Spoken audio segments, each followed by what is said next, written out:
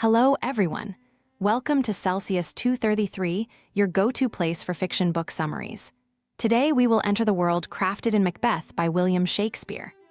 Macbeth, written by William Shakespeare and published in 1606, is one of the most renowned tragedies in English literature. Set in Scotland, the play explores the destructive psychological and political effects of ambition on those who seek power for its own sake. The story revolves around the rise and fall of Macbeth, a valiant Scottish general whose encounter with supernatural forces leads him down a path of murder, tyranny, and guilt. The play delves into themes of ambition, fate, and moral corruption.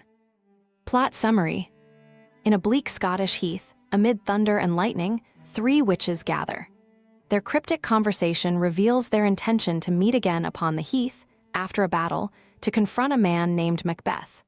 These mysterious figures disappear into the fog, leaving behind an air of dark prophecy. Macbeth, a loyal and valiant general in King Duncan's army, returns from a victorious battle alongside his friend Banquo. On their journey home, the two encounter the witches.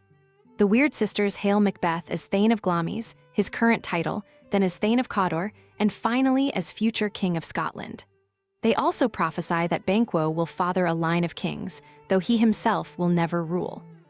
Before Macbeth or Banquo can question them further, the witches vanish into the mist, leaving both men bewildered. Shortly after, messengers from King Duncan arrive, bearing news that Macbeth has been named Thane of Cawdor, confirming part of the witches' prophecy.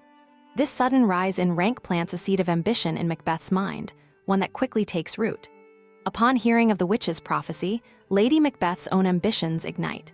She fears that her husband is too kind-hearted to seize the throne by force. When word reaches them that King Duncan will stay at their castle for the night, she devises a murderous plan. She persuades Macbeth to kill Duncan and take the crown. As night falls, Macbeth's conscience battles with his ambition. Though he hesitates, Lady Macbeth mocks his doubts, calling on him to act swiftly. Under the cover of darkness, Macbeth creeps into Duncan's chamber and murders him in his sleep. Shaken by the act, Macbeth returns to his wife, his hands stained with blood and plagued by guilt. Lady Macbeth takes control, smearing the blood on the guards to frame them for the crime. The next morning, Scotland awakens to the horror of the king's murder. Duncan's sons, Malcolm and Donalbain, flee, fearing for their own lives, which leads suspicion to fall upon them. With the throne now vacant, Macbeth ascends to kingship. However, the crown does not bring peace. The weight of his crime and the witches' prophecy linger, particularly the part about Banquo's descendants inheriting the throne. Consumed by paranoia, Macbeth decides to eliminate Banquo and his son, Fleance, to secure his position. He hires murderers to kill them both. Banquo is ambushed and killed, but Fleance manages to escape into the night, leaving Macbeth's sense of security shattered. During a banquet held in honor of his new kingship, Macbeth is haunted by the ghost of Banquo, which only he can see.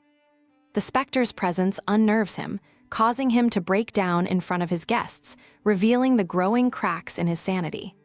Lady Macbeth tries to maintain order, but the damage is done. Those close to the king begin to question his stability.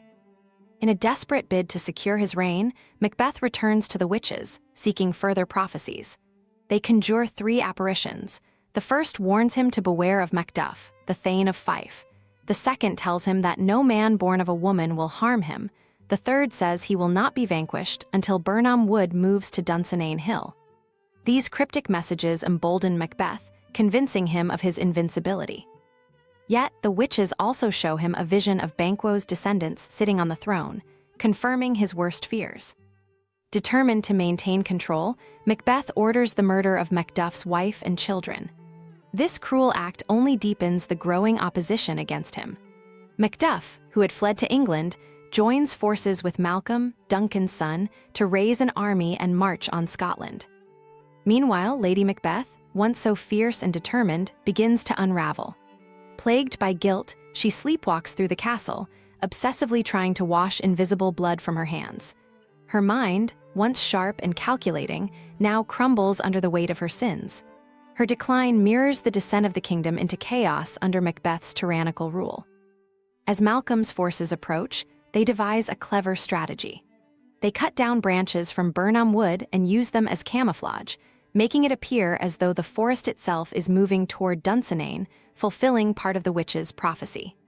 Inside his castle, Macbeth clings to the witch's assurances that no man born of a woman can harm him, believing himself untouchable. However, when Macduff confronts him in battle, the truth of the prophecy is revealed. Macduff was born by caesarean section, not in the usual manner of birth.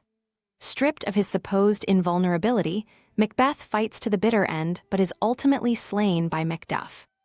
With Macbeth's death, order is restored to Scotland. Malcolm is declared king, and peace returns to the land, but the shadow of Macbeth's bloody reign leaves a lasting scar. The tale of his rise and fall serves as a warning of the dangers of unchecked ambition, guilt, and the corrupting influence of power. Hope you enjoyed that. If you want more, explore other amazing works by William Shakespeare. You know where to find them. Check the description or Celsius 233. Remember, while our summaries capture the essence, they can never replace the full experience of reading the book. If this summary intrigued you, consider diving into the complete story, buy the book, and immerse yourself in William Shakespeare's original work. Bye-bye, take care, have fun.